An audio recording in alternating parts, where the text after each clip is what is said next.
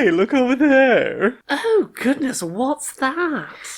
It looks like some sleeping trainer punk. Oh, I think you might be right, Meowth. Goodness. This is our chance to steal some Pokemon, finally. Oh, it's been far too long. Let's do it. Hey, what's that Pikachu doing? I don't know. I didn't even know Pikachu could learn Hypnotize. Looks like they've managed to put their trainer to Pokemon sleep. That Pikachu is literally just emptying that guy's pockets, huh? Wow, I feel kind of bad for him. Yeah, that's... I don't think I've ever watched a robbery from the outside before. I'm not sure how I feel about this. It's brutal. Maybe we should rethink our lives or something. Nah. Okay, let's rob the rest of his stuff.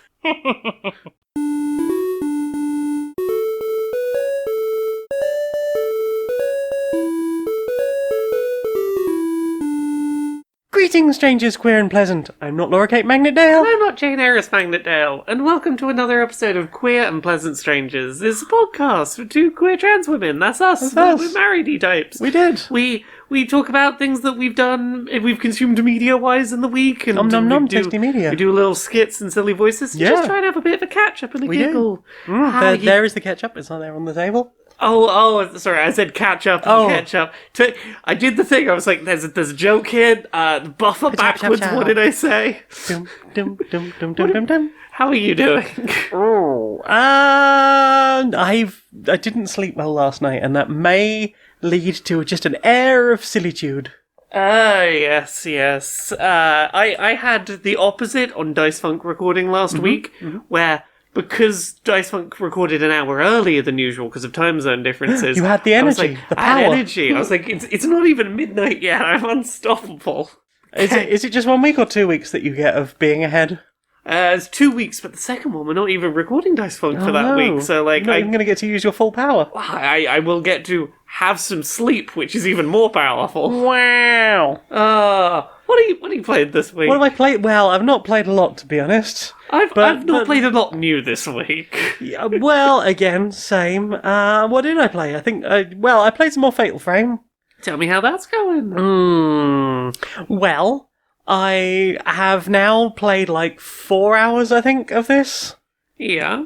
That doesn't include the time that I played quite a lot and I was like, oh yeah, autosaves seem to be happening quite regularly. I won't bother saving every time I walk past the lamps.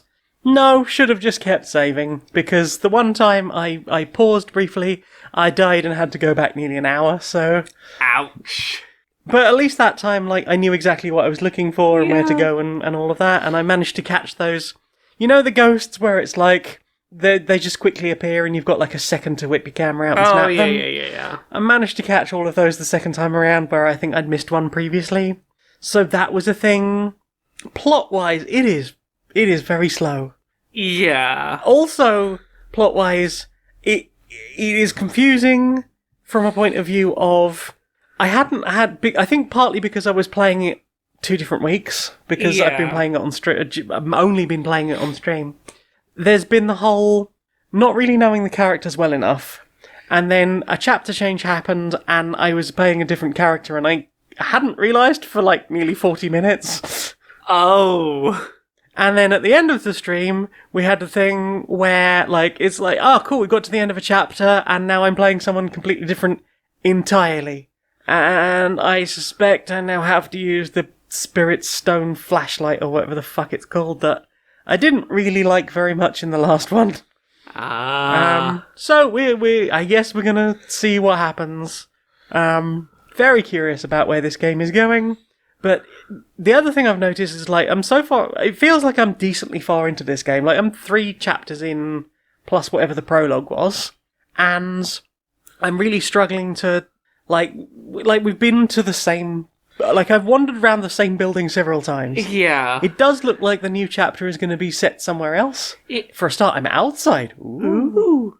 The vibe I'm getting from the outside here is, like, does it feel like maybe there's a reason why this one took so long to get localized? I mean, maybe, but I don't know whether it's a case of people calling for it, or if... just Koei Tecmo decided not to, for whatever reason. I don't really know how they decide what gets translated and what doesn't, but... Yeah. Like, I remember playing Torment, which was 3, which was a nightmare to get hold of. Yeah. And the longer it went on, the harder it was to get hold of. Oh, yeah. To the point where I think I was on my third PS2 by the time I actually got a copy. And it had its supremely expensive and then fall back down. I managed to get like a sealed copy for like 60 quid new in box. Not bad for one of those kind of games. Yeah, it was like probably a decade or more after it came out, so wasn't the worst thing in the world. But yeah, this one has been quite slow so far. And the running doesn't help. And then anytime you like fuck up and have to go back on things, the slowness of movement really doesn't help again. I mean, I guess it's supposed to add to the tension that like you can't just run fast away from these things. Sometimes it feels like it would have been better with motion controls. Yeah. But then I think this is a problem that Fatal Frame has had like since the beginning of every now and then again then they'll want to put in like an extra hard enemy. And they'll do that by either making them really, really short, like the children, the little kids that run and attack you in the doldrum from Crimson Butterfly. And in this one, it's, or in a few of them, it's been someone whose just head sort of lolls about a bit, or their whole upper body sort of flops side to side. Yeah. So it can be really difficult, like, keeping them in focus of the camera. Because this thing, like, almost within a second of them moving out of the viewfinder, the perfect range for that. It's like, no, I've lost all of the power I charged up, so you can be at full power.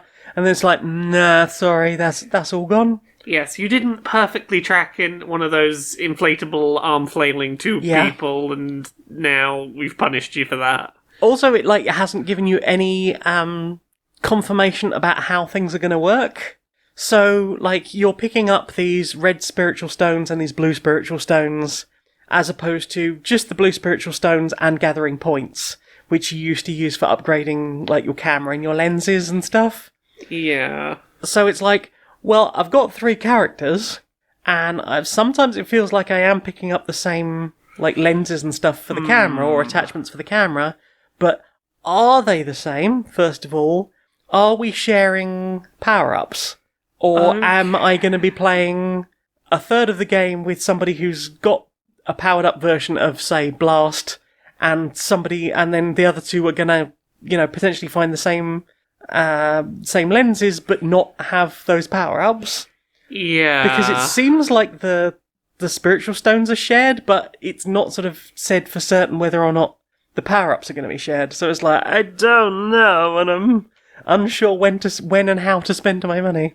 Right now, I'm mostly spending it on medicinal herbs, because I'm just very bad at this game. Yeah. What about you? What have you been doing?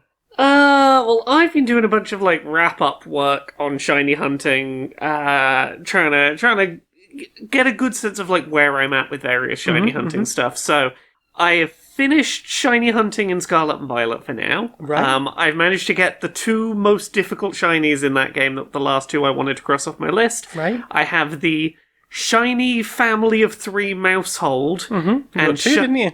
I got 2 of them in the end. Yeah.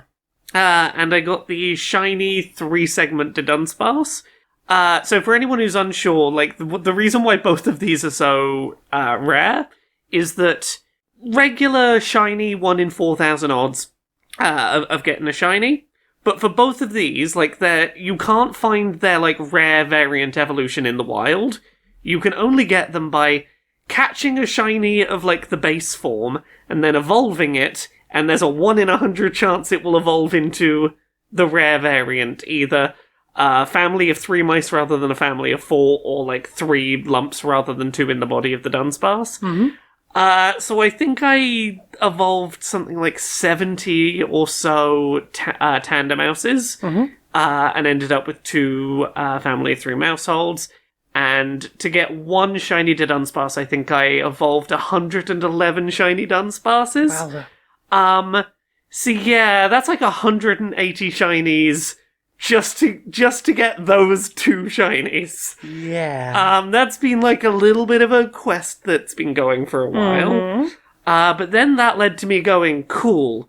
While we wait for Pokemon Home connectivity to properly come to Scarlet and Violet, it's time to stop and sit down and take a proper inventory of what shinies I so far have through the other games, and properly organise my Pokemon Home collection so that all of the Pokemon are in the right boxes and are properly sorted, and work out what things I'm missing, which has also led to me, like, working out what some of the games I need to go back to and some of the things I need to, like, sort out before I miss a chance to do so. And I'll talk about this a bit more when we get to the watch segment.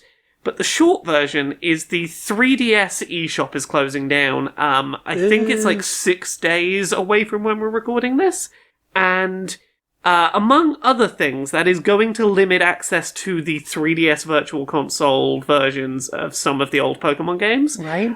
Which is the only way to, at this moment, get certain versions of certain Pokemon transferable forward to the Switch versions of the games. Right. The way to explain that is, if you have physical cartridge copies of old Pokemon games, you can transfer Pokemon from Generation 3, so Ruby, Sapphire, Emerald, all the way up to the modern games if you have, like, enough the correct kinds of link cables and the handhelds. Like, okay, you can go Game Boy Advance to DS, and then DS to 3DS, and then 3DS up to Switch. Right. But Gens 1 and 2, there was never an official way to transfer from Gold and Silver and Crystal, etc. But we did watch a documentary about someone who was doing it. Indeed, someone who was making a device to enable that, but whether they... I need to check up on that, and whether they have gone, it works well enough, I'm happy to sell it as a commercial thing yet.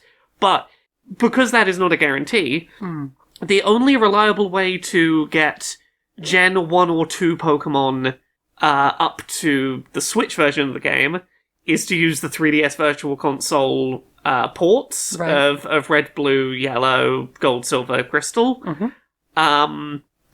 Which, like, none of those are, like, essential for me finishing my shiny hunting journey, but if I ever want to do the thing of, like, I want to, like, go properly get one of the origin marks and, like, transfer a red, blue, yellow specific version of a Pokemon forward, or I want to, like, if I want to go shiny hunting specifically in Gen 2, because, like, to mess around with some of those mechanics, and I want to be able to do that and have my little, you transferred this forward from Gen 2 mark on my Pokemon, I don't want to miss that chance. Yeah. So I've been going through and, like, making sure I have the Virtual Console versions of those first couple of gens of Pokemon on 3DS, and also making sure I have Pokemon Bank and Poketransporter downloaded. One thing that is good, even once once the 3DS eShop closes down, as long as you have downloaded Pokemon Bank before that date, it will remain usable for the ongoing future, and it used to be a paid service, but it will just be entirely free going forward. So I'm like, let's double check that any DS hardware I have in the house has those downloaded onto it ready.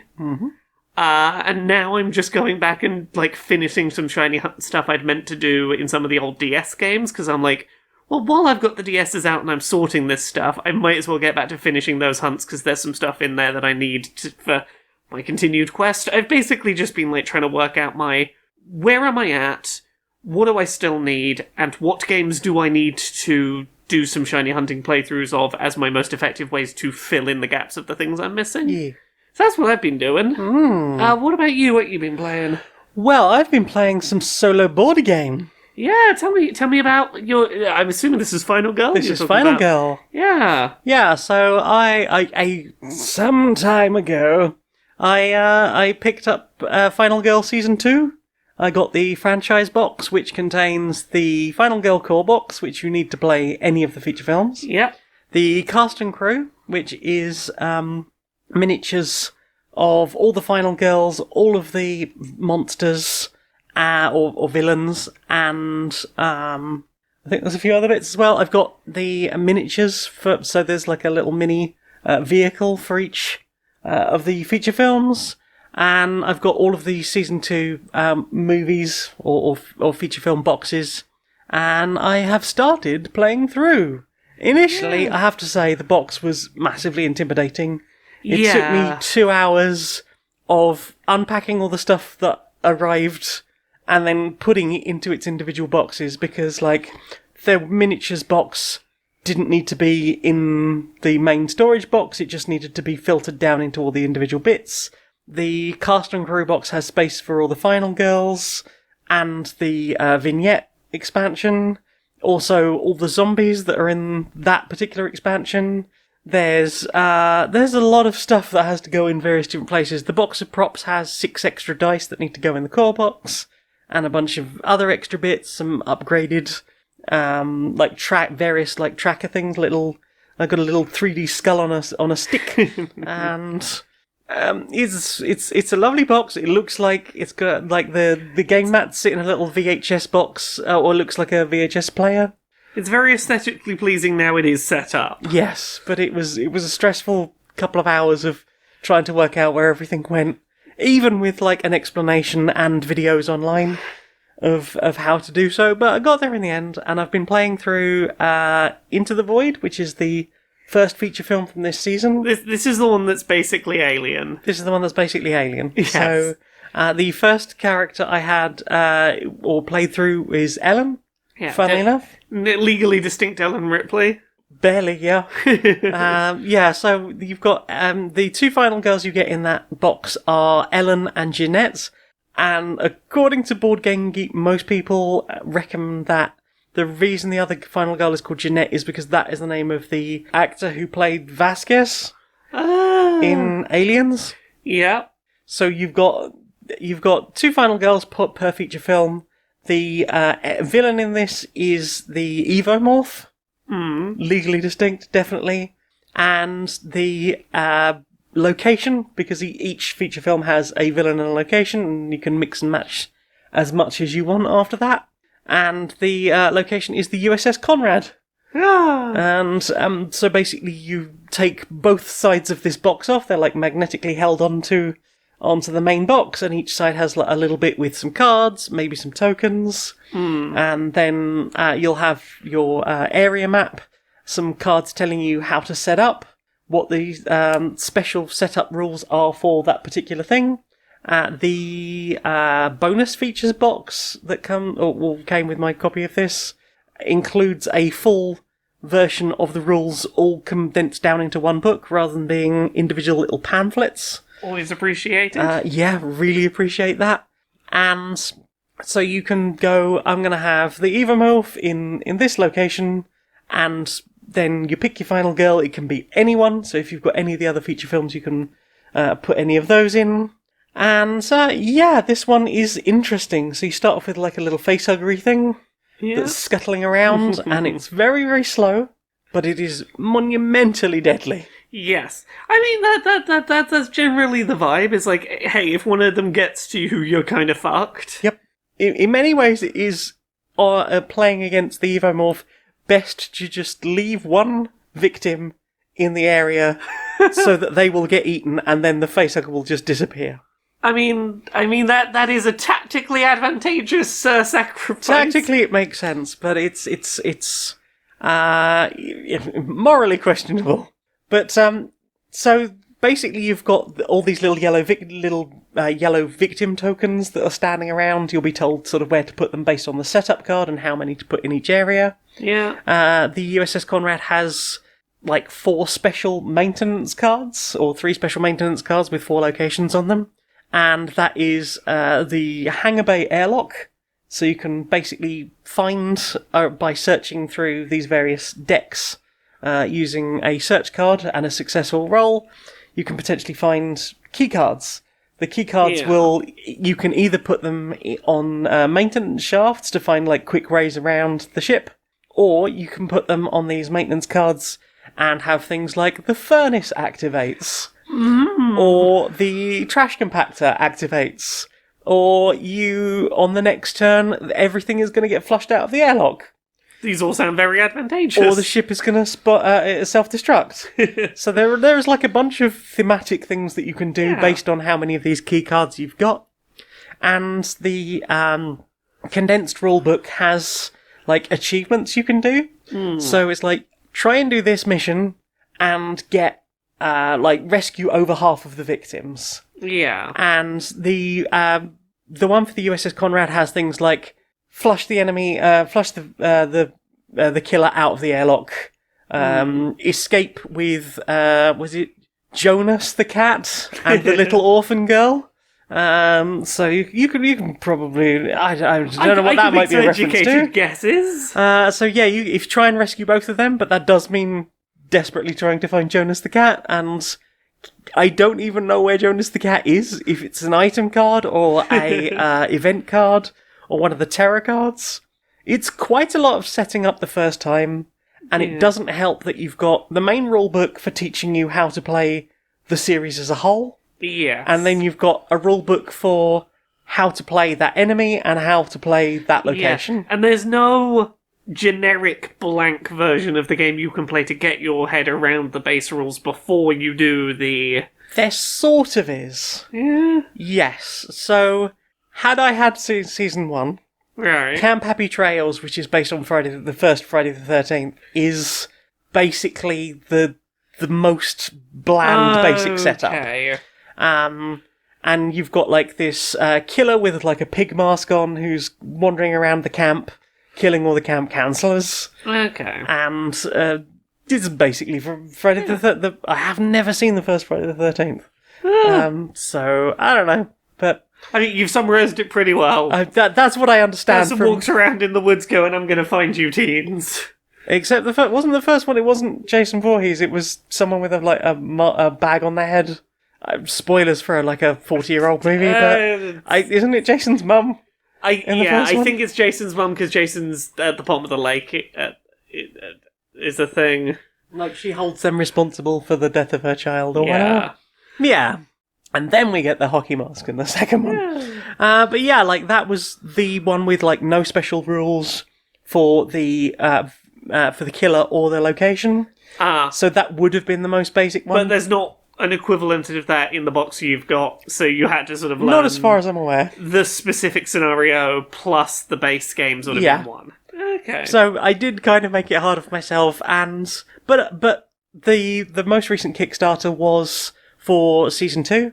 Yeah. And I was like, I like more of the films in Season 2. Yeah. There's one that's kind of Silent Hill. There's one for The Thing, one for Alien.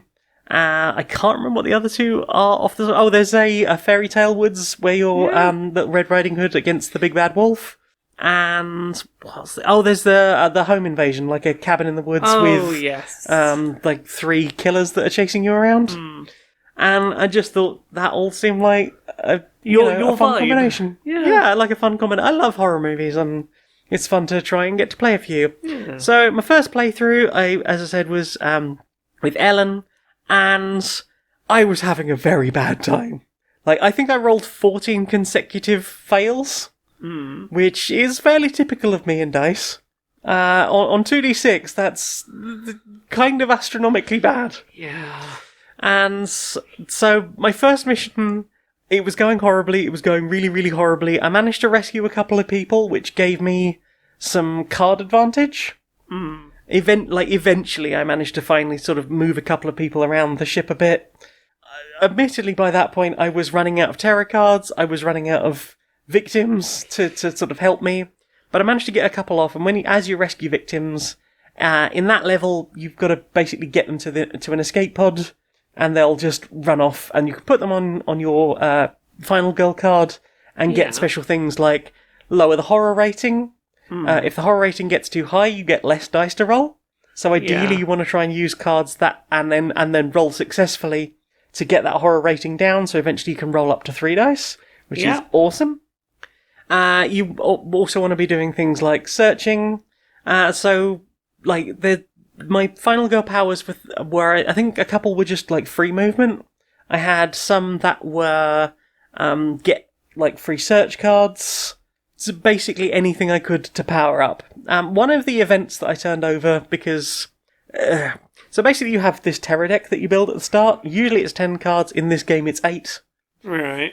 Some of those cards will come from the monster side or the killer side of things. Some will come from the location side, and then you shuffle them together, and they might be specific things like, the monster gets more powerful, or something terrible happens to the ship. And in this case, I got an event card. It told me to turn over another event card.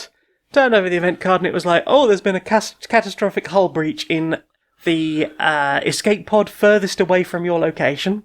Okay. It's like, oh, okay, that's interesting. And it said, like, so anything that was in there is lost. If any victims panic and run in there, then they are lost immediately. Yeah. If you go in there, you're lost immediately. If the killer runs in there, then you need to basically remove all of their health and then check their, like, last gasp token. Yeah. I told you a little bit about this the other night. Yes, this is you kill the killer. You haven't necessarily killed them. You turn over a token, and there's a chance they might come back with a tiny sliver of health, Yes. and you have to kill them Anything again. between 1 and 3 health they might end up with. And also there's, like, some of the terror cards might have a minor dark power on them, which could mean getting more health. And also, like, extra moves or extra, like, things that they do. Like, becoming more dangerous if they get more bloodlust. Every time they kill, you raise their bloodlust meter. Mm-hmm. And that can mean they start moving faster or killing harder. And if they get right to the very top of their bloodlust track, they turn over this, like, epic final dark power, which makes them super freaking strong and super freaking deadly. But anyway, so my first mission, I managed to, as I said, I got the catastrophic hull breach thing. And then I did a search in a room, and the item I managed to pull out of the search deck was a little beacon that I could spend a little bit of my time on, and I could put it anywhere up to 3 rooms away from me, and the killer on their turn will target that and move towards that rather than... I wonder if you put it in that very convenient airlock over there. I popped them out the airlock. I must admit that win, while almost good, also felt kind of cheesy. But ultimately I was like, you know what, I enjoyed it enough that I'm going to give it another go. I mean, you were against the ropes, very much under threat. There seemed like no good way out for you to win, and then you managed to pull out of your back pocket a plan that managed to just about keep you alive. That feels very Final Girl in a horror film to me. Yeah, and I like thematically that if you throw the alien out the airlock or out of a hull breach, when you turn over their final token, the narrative reason or the narrative explanation for that is that they held onto the ship and managed to crawl their way back in, which is good. But yeah, it was that first game felt a bit cheesy, and took like 3 hours to play through, considering this game is supposed to be like 30 minutes to an hour.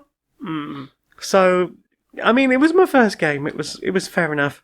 Second game, I played through as Jeanette, had a much better time. I managed to get the horror down to 1 almost immediately.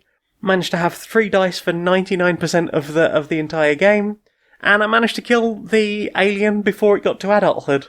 Yay! Because one of the whole effects with that alien is that if they reach their final evolution stage, they regenerate all of their health back to full. Oh no. So I was like, I have to kill it. At one point, like, I thought I'd killed it. I was like, yep, I did it. I did the thing, and then I was like, oh yeah, I've got to flip the token over. And I flipped the token over, and it had 3, which is the most it could possibly have for more health. At which point, it ate a victim and immediately fucked off. Like, disappeared off the board. Oopsie. At which point, you can't attack it, you have to just start going around scanning for it. At which point, it will either not appear anywhere on the map, and you'll sort of have ticked off certain rooms, or you will summon it into the same room as you, so you need to be ready to fight it. Yay! Yay!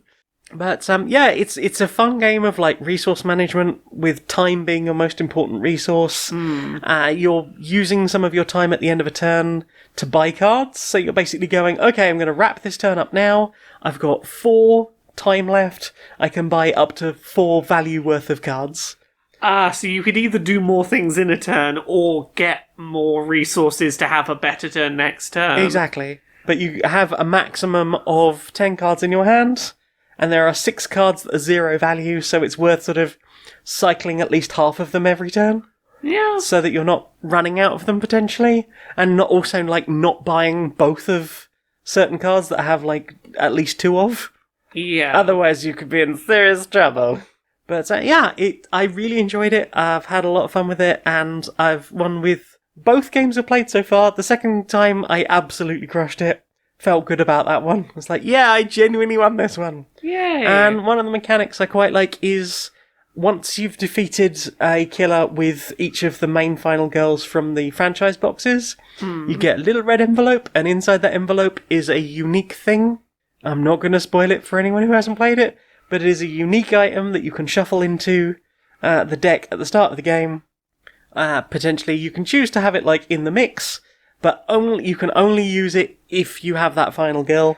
Yeah. So it's like Ellen's got a particular thing, and Jeanette's got a particular thing, and I guess as we go through the rest of the box, a little new game plus thing, little new to secret encourage things. you to play around with all the characters. And also there's the lore book that came in the bonus features box, and that contains like play the killer in each of the locations from one season box. So it turns into like a little mini campaign or a 5-movie franchise for that particular killer. And I'm looking forward to playing more of this. Next thing I'm going to try is the one that's based on The Thing, which is looks pretty dangerous because you can suffer from exposure and die in the cold. Woo! That's not as well as getting eaten by a horrible, weird, melty bubblegum monster. Yeah. What about you? What have you played?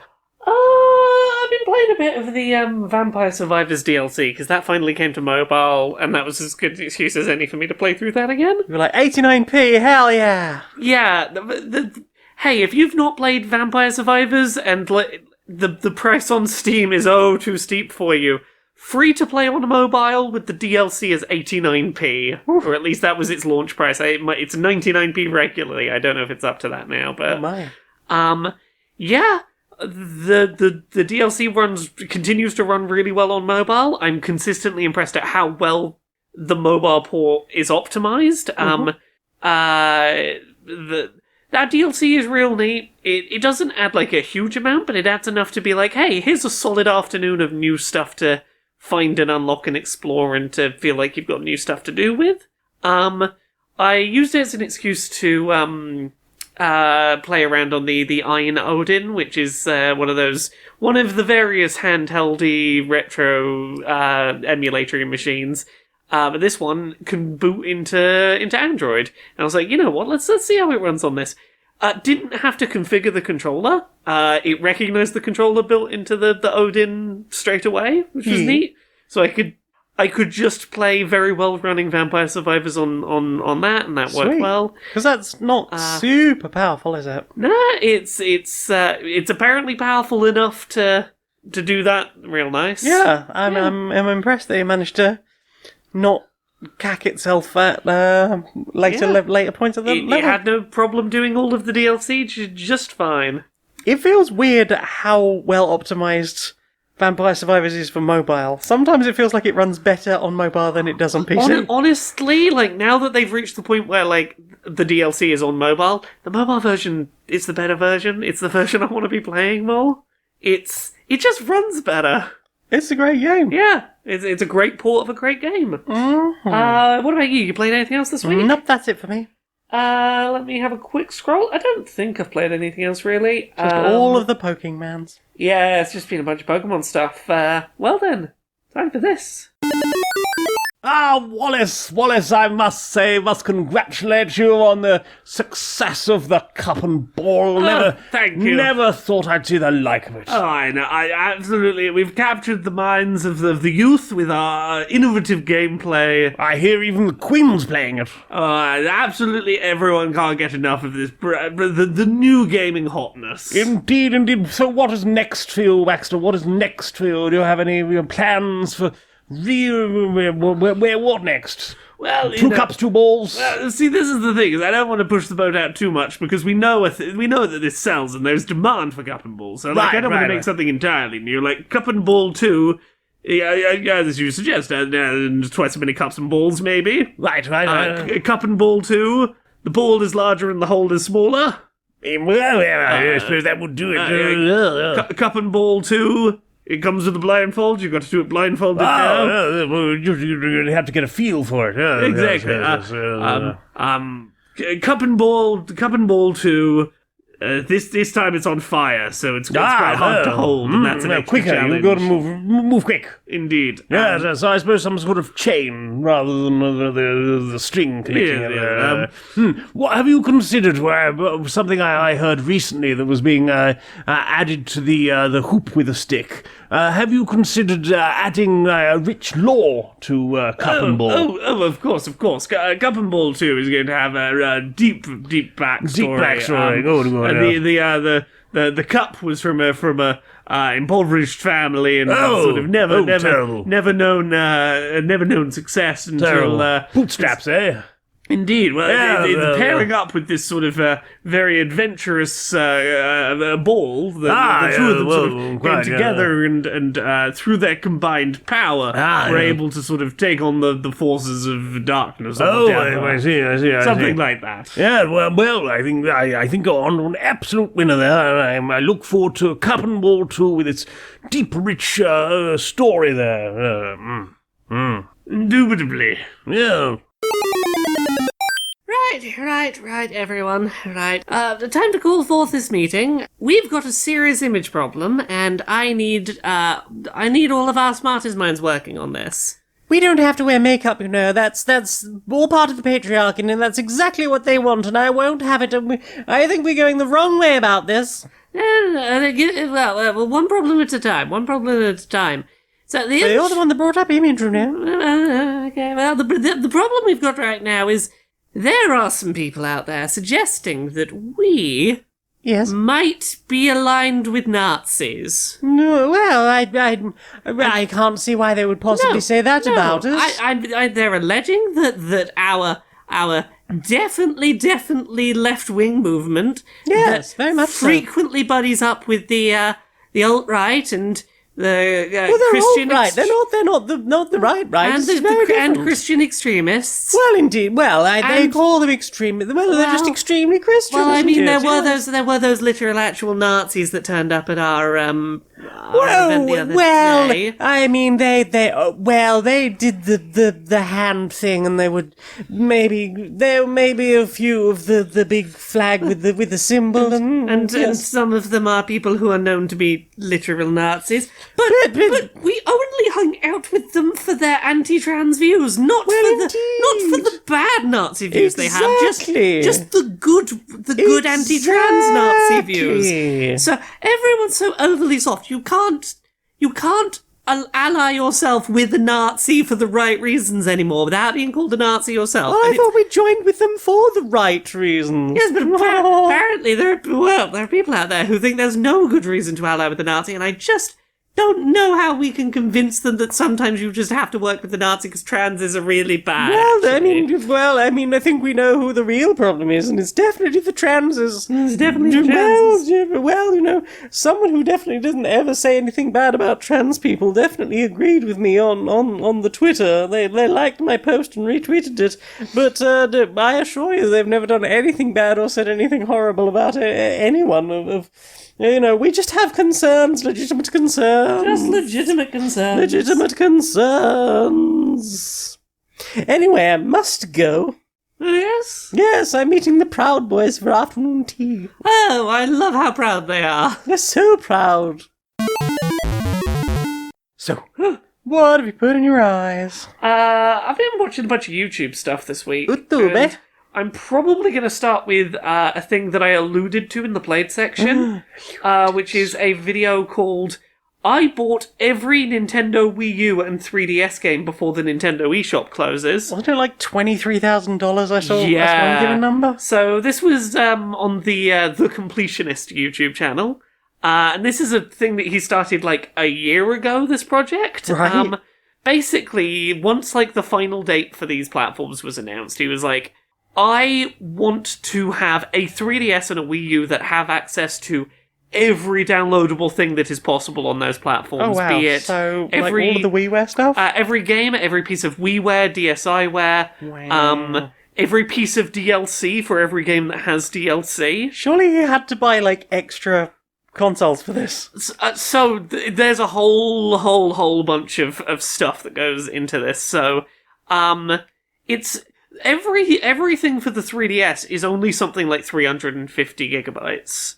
Okay. Which is enough that you can technically have the entire 3DS library on a suitably big micro SD card. Right. For the Wii U, it's about 2 terabytes, but you can have it all on one external drive. Because the Wii U does support USB external drives. You wouldn't be able to move that external drive to a different Wii U because it's sort of tied to the console. But yeah. So it's a really interesting video that at its core is a video about the importance of preservation and the issues that stand in the way of even someone who is willing to spend the money to preserve their own collection of titles. Yes. The things that stand in the way and make that an almost impossible task, even if dropping 23 grand isn't a barrier. Yeah. And sort of building up to the sort of endpoint of the video, a little bit of a spoiler, is that he is basically creating a charity fund to a bunch of fundraising events to raise money for video game preservation groups as an ongoing forward thing, and using this as kind of a stunt to get interest in that. Yeah. So first problem, you can only at this point either make large credit card payments to My Nintendo credit, or buy physical Nintendo point cards at this point to get credit onto the Wii U or 3DS. Right. And he was like, I feel like buying physical point cards is less likely to get me my bank completely blocking me than I paid 23,000 to Nintendo in a digital online transaction. That's going to look more suspicious. What, did you buy Nintendo? Yeah. So having to do a bunch of going around to places and physical limits on how much monetary value in point cards shops will sell you. Wait, what? Will they Yeah. not sell you? A lot of places won't let you buy bulk amounts of gift cards because a really common it's thing fraud. for scamming people is you've got to pay the customer service person in Amazon gift cards or whatever, and old people fall for it. So most places won't let you buy I think GameStop was $200 is the most we'll let you buy in one transaction. And trying to get 23,000 in Nintendo gift cards is a hell of a thing to start. Yes. They got about 90% of the way there before the first one of their group got their card locked for fraud. Okay. So then there is the issue of putting those funds onto your My Nintendo account. Nintendo, first of all, you're only allowed to hold a maximum of $200 of My Nintendo account balance at once. Right. As an attempt of Nintendo trying to stop kids from emptying out their parents' bank accounts. Fair enough. Which is fair enough. We've heard that story too many times. Yeah, so next step is having to put credit on and every $200 start buying games that he'd had to go through and find a list of every 3DS and every Wii U game, and then he's having to every Assign them $200 to different people. go back to the spreadsheet and go, okay, what's the next $200 worth of games to buy on the spreadsheet? You can't be downloading more than 10 games at a time as well. Oh god, and that's throttled as well, isn't it? Yeah, so you've got to keep track of which ones you've set downloading. Holy shit. But there's even more than that. Wait, there's more. Yeah, so beyond that 200 max limit you can have in your wallet at any one time, there is a certain limit, I can't remember how much it is, at which point you've redeemed too many gift cards onto your My Nintendo account today. Nintendo will lock you out for 24 plus hours from putting more codes in. Holy shit. Okay, so that's... So at some point they must have been getting close to running out of time to do this. Yeah, no, that's a whole thing, is they only had a year to do this, and, so then you get into the stuff of certain games, particularly on the 3DS, you can't buy their DLC from the eShop. On the Wii U, it's easy. You go to the shop page, and it's here's the game, and here's a place to buy the DLC. Right. On the 3DS, DLC is bought within games. You don't buy it from the 3DS eShop, you buy it from within the game itself. Okay. Some games on the 3DS won't let you buy DLC when you first boot up the game. You have to get a certain percentage, distance Christ. into the game. Fire Emblem's apparently really bad for this, in that sometimes you're looking at, 20 plus hours of gameplay before you are able to purchase the DLC. Wow. So suddenly they're having to go, that's 20 hours of game I have to play, during which time I can't be downloading more 3DS games because you can't be downloading and playing at the same time. So that's 20 hours in which you can't be putting more codes in, downloading more games. Yeah. All of the other issues you come across. A limit of 300 icons that can be on the console at any one time. Right. Even if you have more space on the storage. Then you get into things like DSiWare can only be installed, initially downloaded to internal console storage. You can't directly download it to the SD card. Yep, so you have to, you have to download. Ooh, it's full. Manually move them one by one to the storage because you can't mass do them. Yeah. And eventually, he managed, and he did it. Yeah. And some of the software just started vanishing. What? So when a year ago he made the spreadsheet of which games there were, Right. there is some kind of fee associated, it seems, with having your games stay up on the eShop. Right. And developers, So some of the games had already vanished. Developers were seemingly that whenever their year came up and it's do you want to renew for another year, they were going, what's the point? The eShop's going to be gone in 3 months, so why would I redeem it? So he was getting to games and going, that game just doesn't exist anymore. Holy shit. And that's more to the more to the point of the problem of preservation is, a game can just not exist. Damn. Yeah, it's I know I've basically summarized in brief everything at this point, but go watch the video. It is a really good eye-opening video about the importance of preservation and the challenges involved in it and the people doing the fight to try and preserve media. So yeah, go give that a watch. Yeah. What about you? What did you watch this week? Nothing nearly so interesting, I'm afraid.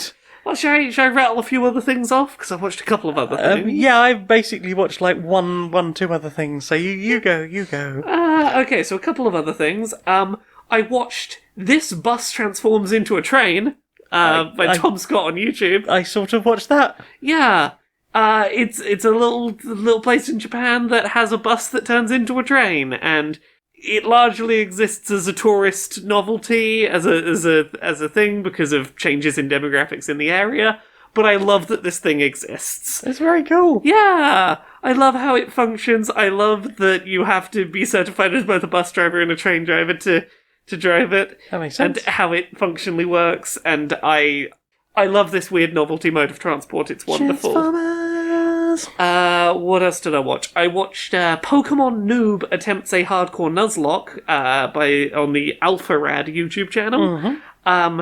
Someone who knows very well what they're doing with Nuzlocking and Pokemon was like, hey, my friend who has not played a Pokemon game since the original Game Boy, I'm gonna coach you through a Nuzlocke where if your Pokemon faints, it's gone for good. But anytime we get into a battle, I will mute myself and you will have to use what you've learned and I will not step in to help you. And it was a really interesting insight into the kind of things that if you know Pokemon very well, you might forget aren't second nature to people. Mm-hmm. It's an interesting little video. Yeah, we sort of watched some of that together. I feel like you had been watching it already by the time I turned up, but yeah. I watched the end of it, I think, over dinner, but... Yes.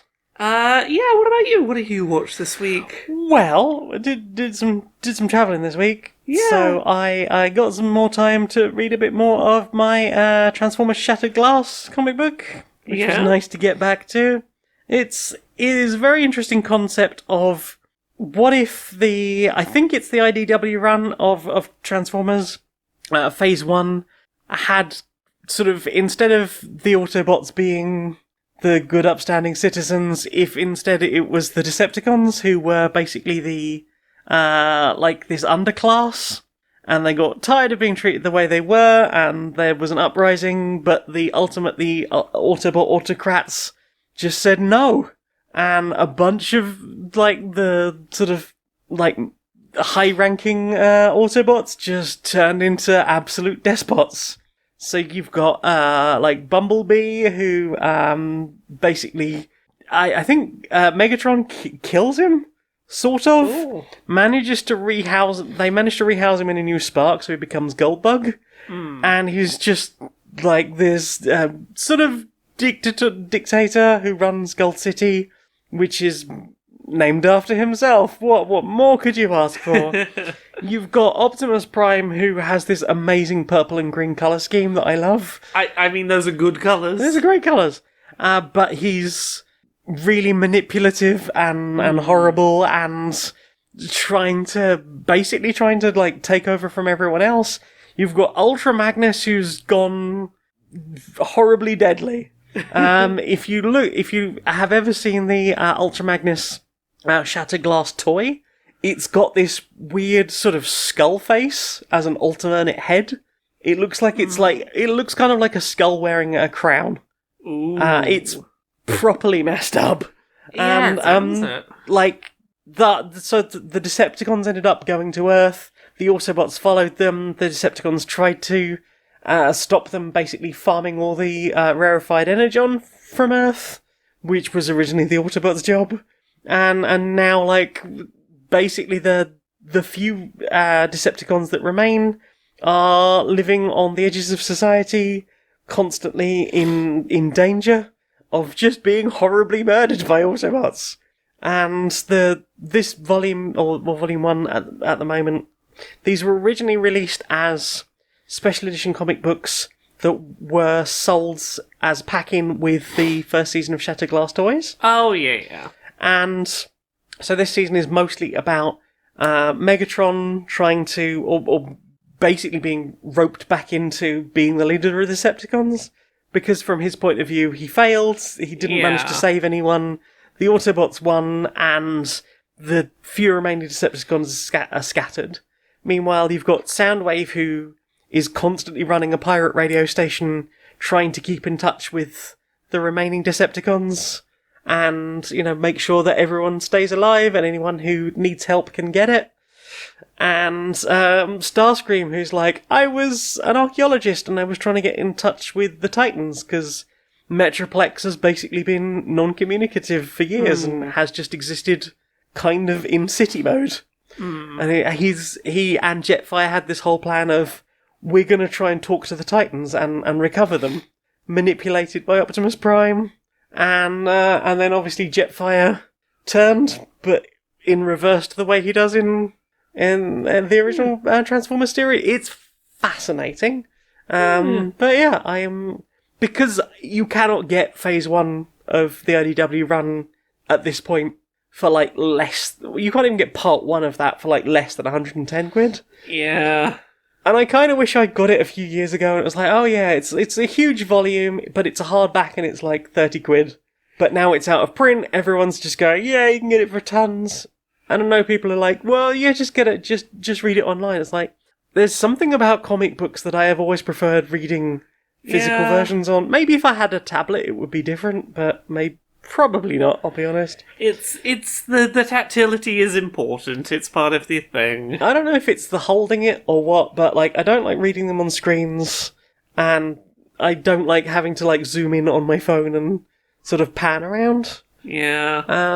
But yeah, maybe I'm just a fussy bent, but yeah, I'm enjoying Transformers Shattered Glass Volume 1 so far, and I hope to get Volume 2, because I've only got like 2 of the issues, because those are the ones I got the figures for. What about you? That's about it for stuff I've watched. Yeah. Well, we did watch one other thing. We watched a thing together. What did we watch together? We watched People Make Games video. Oh, we did. Called We Entered the World of Microsoft Excel eSports and Got Our Asses Beat. I did not expect to be as fascinated by it as I ultimately was. Same. It is a real interesting little deep dive into competitive spreadsheets. And I mean, look, it shouldn't surprise anyone that competitive spreadsheets is a thing, considering that Football Manager is a video game that exists, which is just competitive spreadsheet. There's a lot of video games that are just competitive spreadsheets already. Essentially. This one is just, like, very unashamed of what it is. Yes, you have to build the spreadsheet yourself as opposed to being presented with a spreadsheet. Yeah. It's really fascinating from a point of view of, like, just the concept that you can turn that into a competition of, like, the challenge they set themselves was, you've got 2 armies fighting, and you've got, like, archers who do this kind of damage, and infantry that do this kind of damage, and cavalry that do this kind of damage. And a defending army will take damage with these units first, and then if they're all defeated, then these units will take damage. Yes. And calculating, like, this amount of damage, how many people did that kill, and how much health did the remaining units have. And moving into, like, future rounds, and then working that out as an array. And they spent quite a lot of time just copying and pasting data from one thing to the other, but, like, then comparing that to someone who does this, like, as an actual sport, as a professional, and them just going, oh yeah, I just, read all the data from the original table, and I managed to copy it over and populate itself, and run it, and running all these versions. Like, a couple of times they worked things out themselves, rather than actually using the calculations, which would get you a point, according to this. So there's none of that bullshit from school of, show you working. Yeah. No, I worked it out myself. Yeah, it was, like, pointed out that in one of the very, very, like, infamously difficult years where, like, barely any points were scored by anyone, guessed. like, the 2 people who won got several of their points by making their best educated guess. Yeah, and the 2 people that won got 8 points out of 1,000 and 9 points out of 1,000. It was a particularly rough year, that Apparently so, but that was just a whole fascinating concept, and, like, I'm no Excel expert, but just the idea of some of that stuff fascinates me. Yeah. But, I already have enough frustration doing the small amounts of Excel I have to do for other reasons, without turning it into the most complex possible version of that. But yeah, that was a really fascinating video, and if you want to know about possibly the weirdest esport I've ever heard of, then maybe give it a try. It's a very recommendable video. Mm-hmm. Well then. Time for this. Laura, we've got a new sponsor. Who's our new sponsor? Well, do you need external motivation to drive you? Yeah, sometimes that's really helpful. Try spitesource.lol.net. What is this? Tell me more. Spitesource.lol.net will connect you with a real human being who will tell you confidently there is no way that you can do the thing. Oh, fuck them. I can do whatever I want. They can't tell me what I can't do. Exactly, and now Spiked will fuel your success. Oh, I'm gonna be so successful just to fucking prove them wrong. Fuck them. See? How dare they How tell me I quickly can't it do works. Proven results right here with this free sample. This. Ah. And that person was only theoretical. Oh, fuck Imagine if them. that person was real. Oh, if I picked up my phone and actually heard them tell me that, I'd be leaving the podcast early to go do whatever it is they don't think I can do. Exactly. So check out spitesource.lol.net and you too could be this motivated. Oh, I'm so motivated. Oh, I've just got a message. They don't think you could be that motivated. Oh, I could be so motivated. They can't stop me being motivated. Do they think they can stop me being motivated? Fuck them. Inside the boardroom of Supremacy Software. Hi. So, I've been looking at ways we can try and squeeze some more money out of things we've already made. Excellent. That is why I respect you. Thank you. And I've been looking at, the various projects we've got, and you know how we recently laid off all the people who worked on that biting critique of capitalism that somehow got through our approval process? Yeah. Well, I've been thinking, now that none of the original creatives is still on the team, Right. why don't we puppet that corpse into a mockery of what it once was? Sequel. No, at some point, but this is, Right. That's a lot of work. I've got a much less hard work containing idea. NFTs? I mean, of course we're going to work on that, of course, but right. this is going to help us make the NFTs, because this is going to help us get the content that will become the NFTs. Right. What if we make a silly little meme mode where you can, like, collage your favorite characters in silly, wacky positions? Right. So you can be like, drunk amnesiac cop who can't remember his past and is actually quite a depressing tale. What if he was slipping on a banana peel? Whoa! Right. Whoa. Yeah. Or what if Found your gun. Oh, what if these two characters who, like, everyone kind of likes to ship, but were never canonically gay together in the thing? Right. What if we made it so you can make them kiss? Whoa! Oh, like a photo mode with like posing and stuff. Yeah, exactly. So you can be like, hey, this character who explicitly, thinks that capitalism is the root of all evil that caused the downfall of society. Yeah, they're like sat there smoking a cigar lit with $100 bill, wearing the meme pixel shades, and they're like relaxing on a throne made of $100 bills with little and Aerith bundles. pictures, stickers on the outside of the screen. Yeah. Exactly. And I think this will give us the meme-worthy content that we can then steal from the players and make into NFTs, and I think this is a shortcut to success. You are a fucking genius. I know. So, what have you put in your ears? I listened to a couple of new bits of music this week. Yeah. Let me find what I listened to. I listened to Moto Pop by Frank Iero and the Future Violence. Uh-huh. So this is Frank Iero, one of the members of My Chemical Romance, one of his solo projects he did. The track is just very raw, shouty punk about not being able to go back, but also feeling unable to stay still, and that sort of restless feeling of I've just got to face my fears and push forward. Yeah. In some just like raw, unfiltered punk sound. It's pretty good. What else did I listen to? I listened to "Cry for Judas" by the Mountain Goats. I've heard of them. Yeah. It's just a bit of folk rock about making decisions that you know are bad and that you know are going to have consequences, but sometimes you do them just to feel, in control. Mm-hmm. Just sort of embracing the fact that even if you choose not to, you have the option to choose to crash and burn on your own terms, and the fact that, like, you always have that option is kind of liberating. Yeah. That sort of, like, I could just go self-combust over there, and I can make that choice at any time. I don't have to, but I could. Yeah.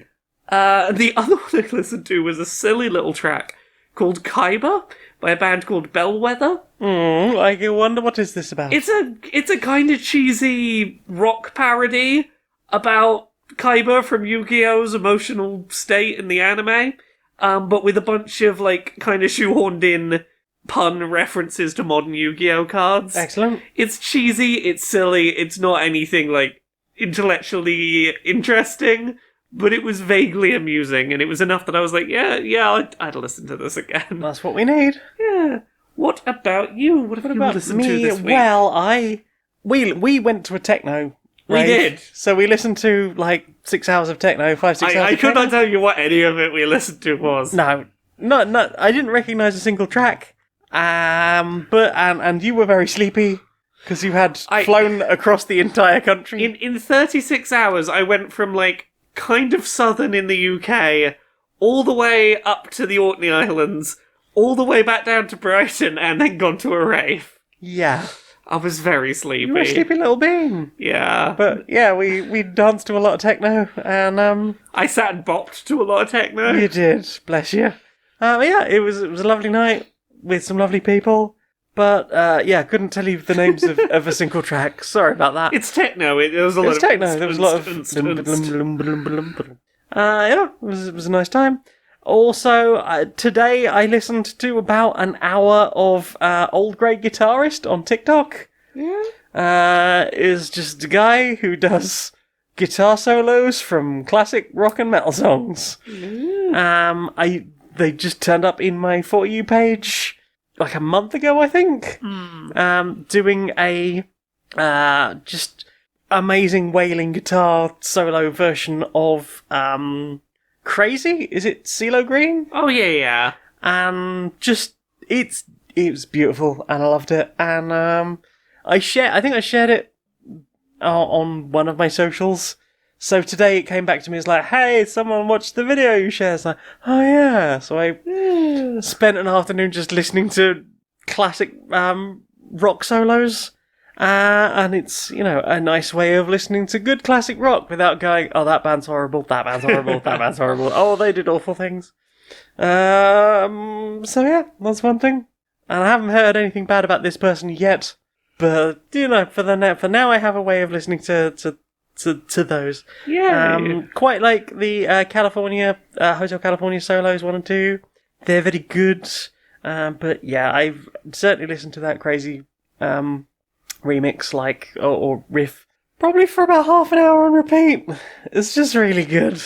Have you listened to anything else? No, that's about it for me. There's one other thing I've started listening to. Yeah? So, as you know, I'm learning German, have been for about 141 days now, according to the owl. Roughly. According to the owl, I've been learning... I trust the owl to keep an accurate count. Yeah, fair-abouts. So I was sitting there thinking, like, what is a thing I can do that I can listen to when I'm sort of moving around and getting on with stuff? What can I listen to that I can sort of maybe pick up something? So it'd have to be something I know already. So I found Das Hobbit. Das Hobbit? Das Hobbit is available as an unabridged 10-hour audiobook on YouTube. What's Das Hobbit? Das Hobbit. It's... Yeah, occasionally I'll be like, oh yeah, I know what's happening. I know what's happening. There's a character name. Sort of, yeah. There's I already knew what dragon was because I weirdly I had to look it up for the Final Fantasy 14 stuff. I edit for Skyen. Go check those out. It's been very funny and very silly recently, and also he does good analysis of character design and stuff. So yeah, I started listening to The Hobbit in German. Or Das Hobbit, but, yes. Have you listened to anything else? That's about it for me. Well then. Time for this. So, you, heard about what the, transes have done? What have they done? There's a whole community, right? Right. They have no gender. Right. All the gender, gone, been siphoned off by these transes. Oh, no, I don't like that. Right? There are people suffering and dying because there is a lack of gender in their whole state. And all because the transes siphoned it all off in big vans, bottled it up, and sold it back to people. Oh, that's real evil, that. And you hear about what happens down in South America. Oh, yeah? Tell me. No, I don't mean the South. I mean South America. Yes, yeah. The continent, right? Well, they have their own private military, right? The whole trans military, right? Yeah, and, they down in South America, there are families, whole families, kids, grandparents, whole families being, forced, I say, and paid less than 10 cents a day to harvest gender for the transes. Oh, that's evil, right? Man. Yeah, and if anyone tries to stop them or if they try and unionize, well, soon enough they'll find themselves on the receiving end of this trans-military operation to stop the whole thing. That's proper evil. Say, if you boys maybe confused the transes with that Nestle company. Well, I did think it was kind of strange when I heard about the transes. They were farming all that gender to make Kit Kats, but wouldn't put nothing past them. I wouldn't put nothing past them. I mean that's we got to be ready for the transes because they might be.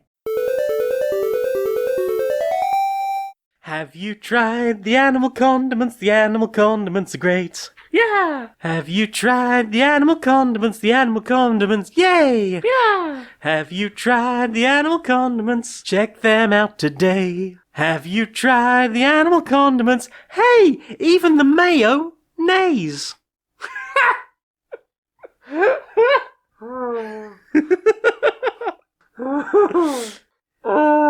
Sometimes I just need to scream at a skit, and that is a good response. I love you. Sometimes the skit just makes me want to cry just like a little bit. Do you know what I want to see more of? What do you want to see more of? Brochure Justice Warriors. Social Justice Warriors. Yeah. All right, Harry. What, mate? How are you doing? I'll be honest, yeah, that sort of general sound of, You all right? Yeah, just been watching a lot of annoying civility discourse going on. Oh, respectability politics, is it? Yeah, very specifically been seeing a lot of cis people telling trans people, like, oh no, I know exactly the one reason that you aren't winning the culture war for trans rights, and it's definitely this one avenue of respectability politics I've decided is why you're losing. Oh, have they picked on this? Are we to get rid of an entire segment of our community, or to leave a whole bunch of people behind? The main one, it's just the way we dress. I mean, the main ones I've been seeing recently have been. You should stop having nuance in your discussions. You should sort of boil all of your side of the debate down to like a very simple, easy bullet point, rather than working through the nuances to make sure that sort of everyone is supported and covered by you're not leaving anyone behind. No. Just simplify it down to like whatever's easiest respectability wise. Oh, right. So what about leave us the fuck alone, you bastards? Well, see, that's being rude though, isn't it? Ah, you've got to be leave quiet us alone. The end. Yeah, but even then, that's leave us alone is like telling people what to do, and you've just got to quietly exist, and society will just magically decide that you are good if you just stop fighting. Oh, right. Yeah, a lot of that sort of shit. Just a lot of there's been a lot of that. A lot of the you shouldn't try and take a stand to you shouldn't be angry at cis. This is what I've been seeing a lot of. Right. You shouldn't be angry at cis people who are not making the effort to protect you in your fight for rights. No. Because what if you being hey, it's pissing me off that you don't care that I'm being genocided. What if they hear that and go, well, now I'm not going to care about your rights now because you were kind of mean about the fact that I haven't been caring about your rights. Yeah, that seems like entirely the same thing. Yeah. It's just a lot of people who've not had to do this kind of a fight for rights being like the prime target of societal hate. Going, oh no, I know what'll fix this. I know it's the energy of like a dad who's like, I don't actually know how to fix this thing, but like I'm sure if I take it open, I can fix it. I know what I'm doing, probably. Yeah, and I'm reminded of a TikTok I saw the other day where someone was talking about how, a lot of babby trans women, particularly, have spent their lives living in a cis male passing position for a long time, and all of a sudden that they do find that they are part of a minority, part of an oppressed class, and especially right now, to find that, well, actually things aren't sunshine and roses and generally good, and people aren't necessarily going to listen to you or respect you or want the best for you or just leave you the fuck alone as you're walking down the street. Yeah. And hopefully there is another way that we can encourage people to care about others without them having to experience it themselves. But it does seem to be like a real problem at the moment, getting people to care about something that they aren't themselves. Yeah. Well, it's like trying to get people to care about things like accessibility. It's real hard sometimes to get people to care, outside of their own immediate needs. Yeah, although I have heard that, someone was doing a video about, what it's like to suddenly become disabled through, something as common at the moment as the recent COVID plague that we've had. The ongoing, I should say. Yeah. Fancy hug, mate. Oh, yeah. Yeah.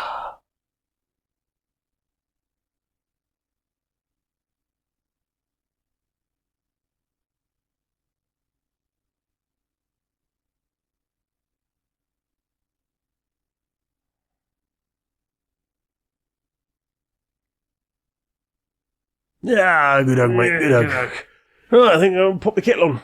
Sounds like a plan. No. So, you do things. Me? Things that you do. You do some of them. Some of the things I've on you've done occasion them. been known to do things. Yeah. Don't let it be alleged that I've never done anything. Yeah. I mean, apart from being Laura K. Buzz everywhere, including Twitter, Twitch, and YouTube, and Patreon, that's the one that pays the bills. And I guess I'll just leave the outro to you. You sort of know what you're doing. There you go, you done it. And you've written me my dysphoria monster and the gender euphoria and uncomfortable labels and things I learned from Maria's butt. And Who Wants the Whale, which is a book we wrote together. Tell us a bit more about that. No. You're the one doing the outro today. No. Just because you stole mine doesn't mean you get to hand me your half. Oh. Well, fine. Okay. Look, I'll do the Who Hunts the Whale bit. Who Hunts the Whale? It's a book. It's a novel. We wrote it together. It's a satirical look at the AAA video game industry. A year in the life of someone working at a terrible capitalist big AAA video game studio, but also it's funny and sweet and it's got some lovely characters. And you can enjoy an interview with us about that with the lovely Jessie Earl. Yeah. Jessie Gender on the YouTube, on Jessie After Dark channel. I'm so happy with that interview. It's a very lovely interview. It's so lovely. You can find Jane at linktree.ee, linktree/Janiac. Is that correct? It is /Janiac. I was like... JANEIAC? Yeah. See, I was confident, but the second that I'm like, oh no, you nailed all my stuff. Now if I mess up, I will look like the fool. No. It's alright. Yeah. Well, I'll edit it if it happens. linktree.ee/JANEIAC. Yeah. Because you couldn't get the unified branding. No. And also Patreon. Patreon.com/Janiac as well. No. Because I couldn't get the branding. No, it's Stone Monkey Radio. It's Stone Monkey. Sorry, I'm panicking now. For as little as $1 a month. Yeah. You could try and help get up to, was it 30 patrons? 30 patrons was would be great. one you're aiming for. Yeah. That would be great. Yeah. As little as $1 a month really helps. There we go, I did your bit. Yeah, that's my bit. See, the problem here is I have ADHD, so as soon as I've said my bit, my brain's just like, nothing's going in. I make music, I design t-shirts, and you can help me justify a 76-hour work week. And just all the other bad choices I make about things. Thank you very much for joining us. Will I sing us out? Well, just kidding. Will you sing us out? Until next time, be a stranger. Yay! The order of operations is wrong. I'm sorry. My muscle memory cannot help me here.